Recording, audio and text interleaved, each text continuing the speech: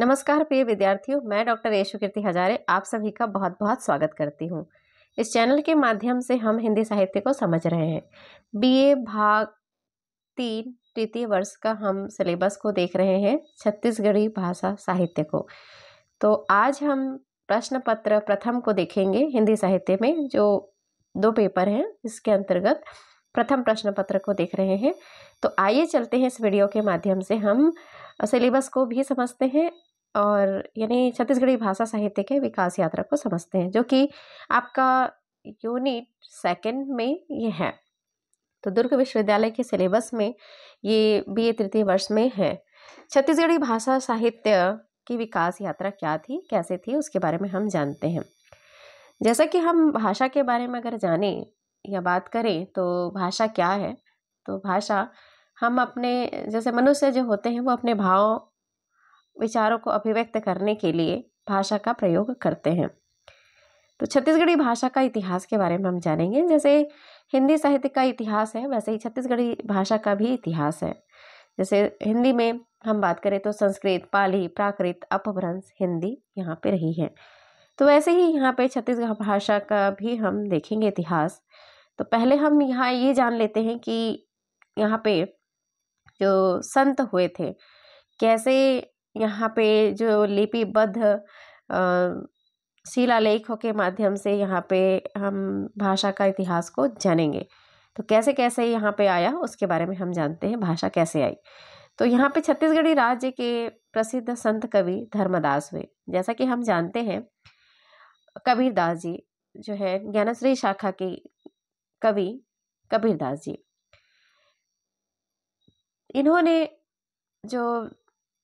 इनके जो शिष्य हैं उनका नाम है धर्मदास, और धर्मदास ने ही कबीरदास की रचनाओं का संकलन किया है, जिसे हम बीजक के नाम से जानते हैं।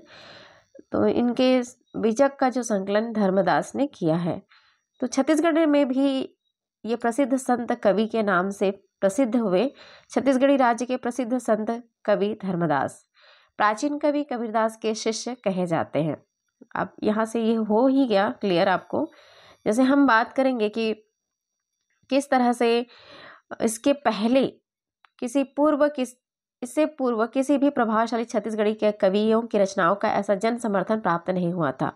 जैसा कि हम जानते हैं कि कबीरदास पढ़े लिखे नहीं थे और उनके गुरु रामानंद के सत्संग में रहकर उन्होंने जो विचार उनके आए हैं, उनके वाणियों के माध्यम से हमें दिखाई देता है। वैसे ही यहाँ पे जो धर्मदास हैं उनका भी हम देखेंगे कि उनकी छत्तीसगढ़ी कवियों की रचनाओं का जो प्रभावशाली दिखाई देता है वो जन समर्थन तो प्राप्त नहीं हुआ था, लेकिन हम ये भी देखते हैं कि शिलालेखों में छत्तीसगढ़ी साहित्य के प्रयोग उदाहरण यहाँ पे प्राप्त होते हैं। वहीं संत धर्मदास द्वारा भी काव्य ग्रंथों का सृजन यही इस समय किया जा रहा था। कबीर परंपरा को विकसित करने वाले जो उनके शिष्य हैं वो धर्मदास हैं, और इनकी रचनाएं न केवल कबीरपंथी समाज में जानी गई बल्कि जन साधारण द्वारा भी इनकी रचनाएं स्वीकार की गई। क्योंकि धर्मदास का भी आप देखेंगे और कबीरदास जी का भी हम देखते हैं कि आम जनता भी, जन साधारण भी इनके बातों का समर्थन कर रहे थे। श्रुति परंपरा में केवल सुनकर सामान्य जनता ने धर्मदास की रचनाओं को सहज कर रख लिया। मतलब जिस तरह से कबीर की वाणी, जैसे हम जानते हैं कि अभी कहा कि कबीर पढ़े लिखे नहीं थे और उन्होंने सत्संग में रहकर जो है बातें उनसे सीखी और अपना एक अलग पंथ चलाया। वैसे ही यहाँ पे जब हम बात करते हैं कि सुनकर सामान्य जनता ने उनके धर्मदास की जो रचनाएं हैं उसको सहेज कर रखा, और एक तरफ हम देख रहे हैं कि कबीरदास की रचनाओं का जो संग्रह धर्मदास ने किया है, वहीं धर्मदास की जो रचनाओं का सहेज कर रखने वाली बात आती है तो सामान्य जनता यहाँ पे कर रहे थे। बाद में इन रचनाओं को जो लिपिबद्ध किया गया वो पीढ़ियों के रूप में काव्य परंपरा का ज्ञान कराती रही है। और अब हम संत धर्मदास के बारे में पढ़ रहे हैं। या हमें ज्ञान प्राप्त होता है। तो कवि धर्मदास के पूर्व जब हम अगर बात करें कि छत्तीसगढ़ इतिहास के अध्ययन का स्पष्ट होता है तो अनेक गाथाओं से समृद्ध होता है। क्योंकि अगर हम थोड़ा पहले जाते हैं इतिहास की ओर, थोड़ा संत धर्मदास की थोड़ा इतिहास के आगे और जाते हैं, मतलब पीछे की ओर जाते हैं, ये कहना चाहेंगे कि इससे पहले की ओर जाते हैं, धर्मदास की पूर्व की बात करें तो यहाँ पे पूरा का पूरा जो इतिहास है, अनेक उस समय गाथाएं चल रही थी। गाथाओं के माध्यम से जो साहित्य है वो प्रचार प्रसार किया जा रहा था। गाथाओं के माध्यम से लोगों को जानकारी दी जा रही थी। छत्तीसगढ़ी में भी समाज में जो गाथाएं प्रसिद्ध हैं वो मुख्य रूप से प्रेम प्रधान गाथाएं थी। इस समय प्रेम गाथाओं का वर्णन ज़्यादा प्राप्त हो रहा था। और इसके अलावा जो गाथाएं की जा रही थी प्रेम गाथाओं के साथ, प्रेम प्रधान के साथ, तो धर्म और धार्मिक तथा पौराणिक गाथाओं की एक समृद्ध श्रृंखला यहाँ पे चल पड़ी थी। क्योंकि हम देखेंगे कि यहाँ पे पौराणिक गाथाएं भी थी और धार्मिक की बातें भी यहाँ चल रही थी। उस समय हम देखेंगे कि जो गाथाएं कही जा रही थी वो किस तरह की थी। तो यहाँ पे हम देखेंगे कि प्रेम गाथाओं में नायक नायिका के माध्यम से सामाजिक जीवन का जीवंत चित्रण प्राप्त होता है।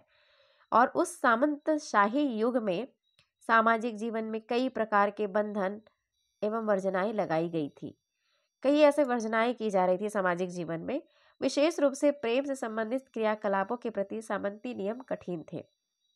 ये बंधन विभिन्न प्रकार के वर्जनाएं जन साधारण थी, लेकिन सामंतों तथा उनसे जुड़े समाज में किसी प्रकार का अंकुश नहीं था। फिर हम देखेंगे कि फिर भी कई नायक नायिकाओं के चारों तरफ घूमती हुई यहाँ पे गाथाएं जो है सामंतशाही तानाशाही पूर्ण बंधनों से बचते हुए अस्तित्व में आई और प्रसिद्ध हुई।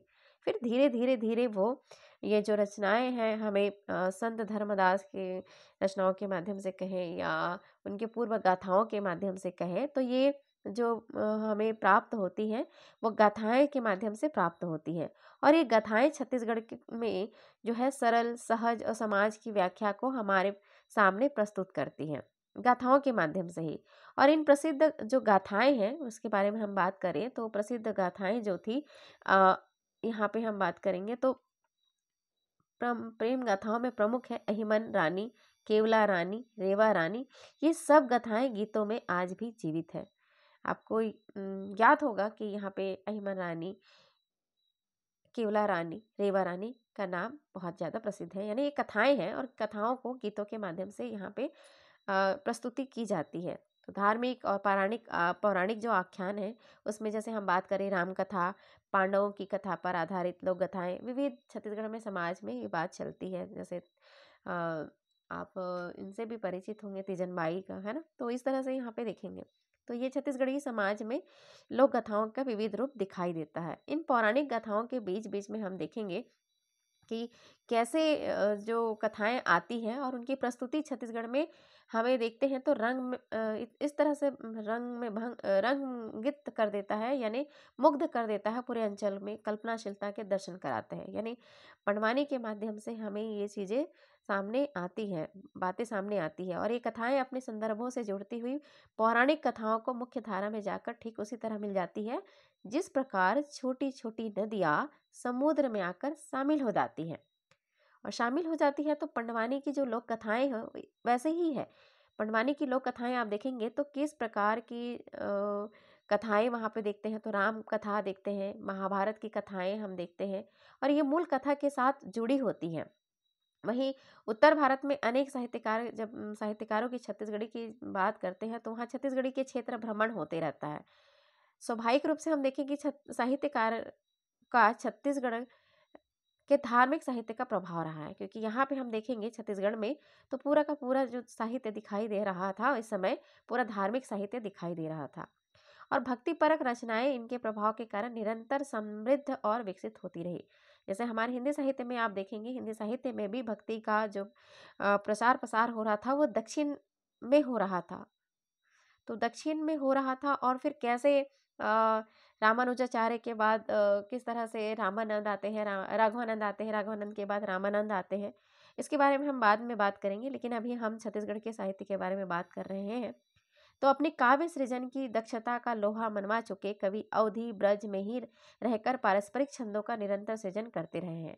इस समय जो भाषा लिखी जा रही थी वो पूर्णतः हम कहेंगे कि अवधि और ब्रज में रहकर ही पारंपरिक जो है छंदों का निरंतर सृजन किया जा रहा था। जैसे हमारे यहाँ हम बात करें छत्तीसगढ़ की, छत्तीसगढ़ी में तो ये अवधि, बघेली और छत्तीसगढ़ी जो आती है वो पूर्वी भाषा के अंतर्गत आती है।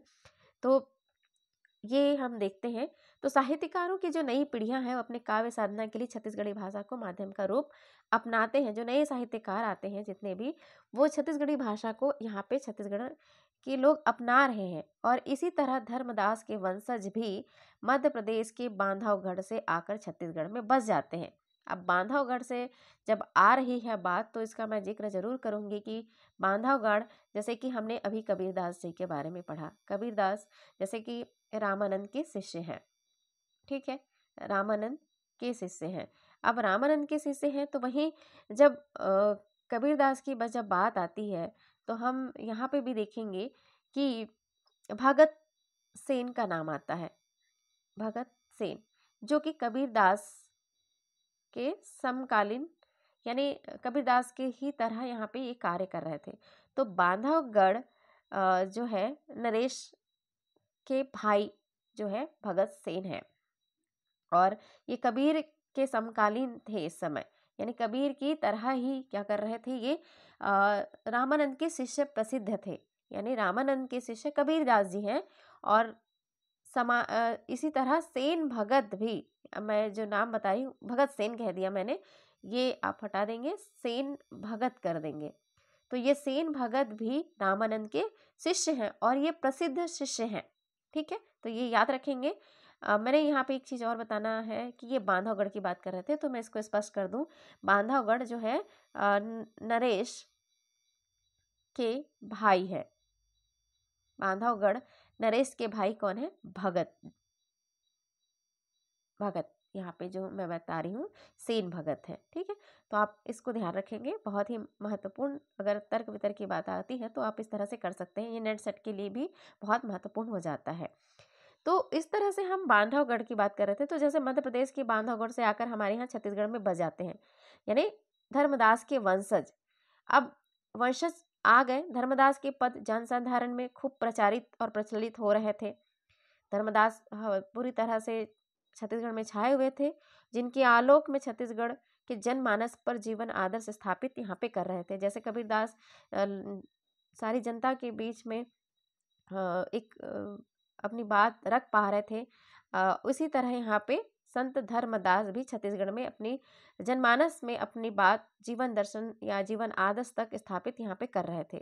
राजनीतिक अस्थिरता यहाँ पे थी। जैसे कि हम बात करें कि कबीरदास के समय में किसका शासनकाल था, तो कबीरदास के समय में सिकंदर लोदी का शासनकाल था, जो कि 1546 से 1574 संवत 1546 से 1574 तक की बात करें तो दिल्ली में सिकंदर लोदी शासन कर रहे थे। इस समय रामानंद जी भी थे। तो ये जो छत्तीसगढ़ राज्य में मुसलमानों, मराठों तथा अंग्रेजों का शासन रहा है। प्रत्येक देखेंगे कि यहाँ पे हम शासक स्वाभाविक रूप से अपने शासनकाल में भाषा और साहित्य का सृजन में उनके अपने आग्रह भी रहे हैं। यानी इन लोगों ने जो शासन जिन लोगों ने भी किया, मुसलमान, मराठों और अंग्रेजों ने जो यहाँ पे आए और अपने आग्रह के माध्यम से यहाँ पे भाषा और साहित्य का सृजन करवा रहे थे। छत्तीसगढ़ी भाषा में समय समय पर उर्दू, मराठी और अंग्रेजी के शब्द आने से छत्तीसगढ़ी भाषा और समृद्ध होती चली गई। और इस तरह से हम देखेंगे कि किस तरह से हमारा जो छत्तीसगढ़ है वो उर्दू, मराठी और अंग्रेजी के शब्दों से यहाँ पे ये है विकास होने लग गया था। और छत्तीसगढ़ का क्षेत्र शांतिप्रिय था। यहाँ के समाज में लड़ने झगड़ने की प्रवृत्ति नहीं मिलती है।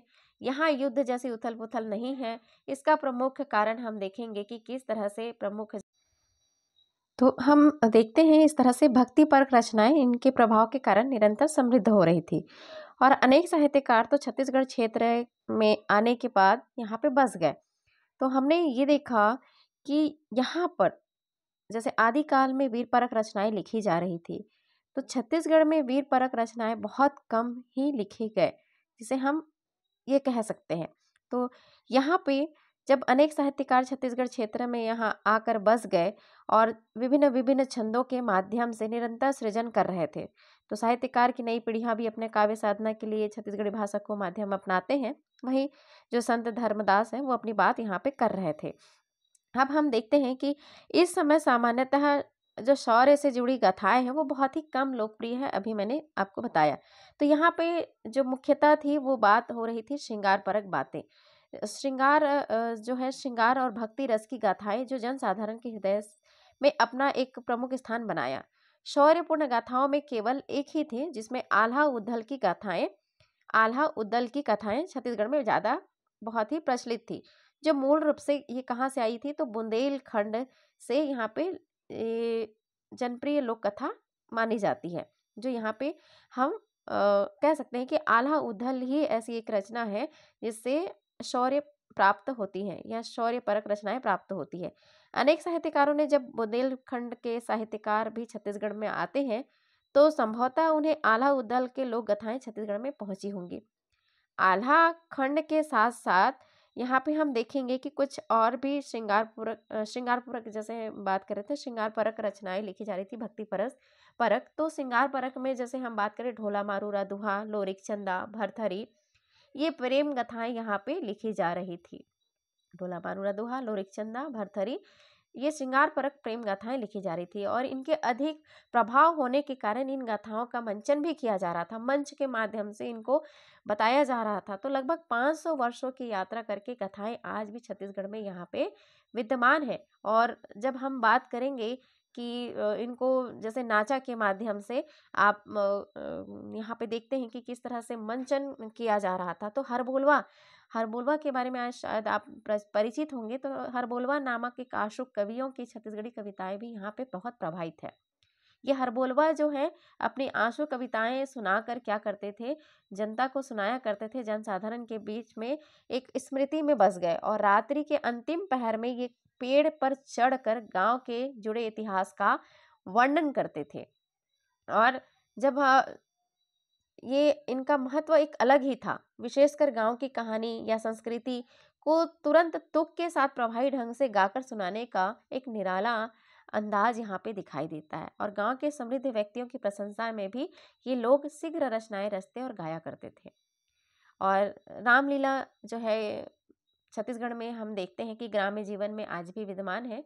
छत्तीसगढ़ी में रामलीला से संबंधित घटनाओं का मंचन बहुत ही सरल ढंग से किया जाता है। इस समय जब हम छत्तीसगढ़ी मंचन की बात करते हैं मंच के माध्यम से, जिसे आप नाचा भी कहते हैं, तो जनमानस में ये रुचि बढ़ाने का कार्य करता है, स्वाभाविक है। और उस समय एक हम बात करेंगे तो क्या था, तो उस समय पार्शियन थिएटर प्रारंभ हो चुका था। और ये पार्शियन थिएटर जो है छत्तीसगढ़ ने स्वाभाविक रूप से प्रवेश कर लिया था और इसी थिएटर के प्रभाव से लोक मंच पर अधिक जो है प्रभाव पड़ा। हमें छत्तीसगढ़ी नाचा जब हम देखते हैं छत्तीसगढ़ में नाचा के अंतर्गत, तो कबीर की परंपरा यहाँ पे आपको देखने मिलेगी। छत्तीसगढ़ी समाज में कबीर की साखियों का भी प्रयोग अधिक रहा है। जैसे कबीर की साखियों का हम जानते हैं और इन साखियों ने ही छत्तीसगढ़ी रूप धारण कर लिया। आज भी साखियाँ और जो पद छत्तीसगढ़ी भाषा में मंच पर प्रस्तुत किए जाते हैं। छत्तीसगढ़ के प्रथम संत कवि आध्यात्मिक गुरु घासीदास जी हैं। जैसे आप परिचित होंगे, तो आध्यात्मिक गुरु घासीदास छत्तीसगढ़ के प्रथम संत कवि हैं। आप कहेंगे कि एक तरफ धर्मदास के बारे में बता रहे हैं और एक तरफ गुरु घासीदास के बारे में, लेकिन ये आध्यात्मिक संत कवि हैं गुरु घासीदास, और ये प्रथम कवि माने जाते हैं। और उन्होंने अपने सिद्धांतों को छत्तीसगढ़ी भाषा में प्रतिपादित किया। जो भी उनके सिद्धांत थे वो छत्तीसगढ़ी भाषा में प्रतिपादित कर रहे थे।